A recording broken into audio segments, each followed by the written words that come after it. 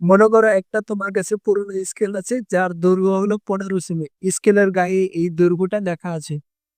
এবার তুমি যখন নতুন নির্ভুল স্কেলের মাধ্যমে এর দৈর্ঘ্যটাকে মাপছো তখন তুমি পাচ্ছ 14.8 সেমি। তাহলে এই যে 0.2 সেমিটা থাকলো, এই 0.2 সেমিটাই হলো ত্রুটি। তাহলে এখানে ত্রুটিটা কি করে বের করলাম?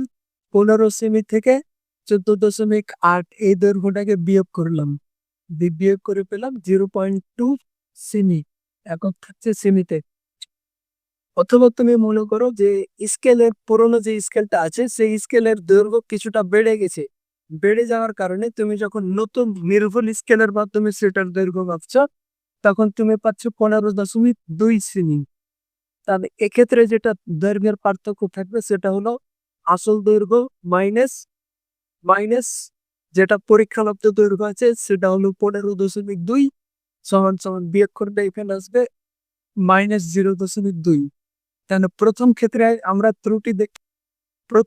আমরা ত্রুটি দেখলাম যে 0.2। তাহলে পরের ক্ষেত্রে কি ত্রুটি হলো -0.2? উত্তর হলো না।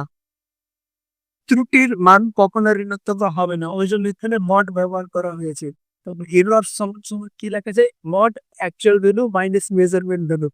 অ্যাকচুয়াল ভ্যালু মানে হলো আসল মান মাইনাস মেজারমেন্ট ভ্যালু মানে হলো পরীক্ষালব্ধ মান। আসল মান এবং পরীক্ষালব্ধ মানের যেটা পার্থক্য সেটাই হলো ত্রুটি।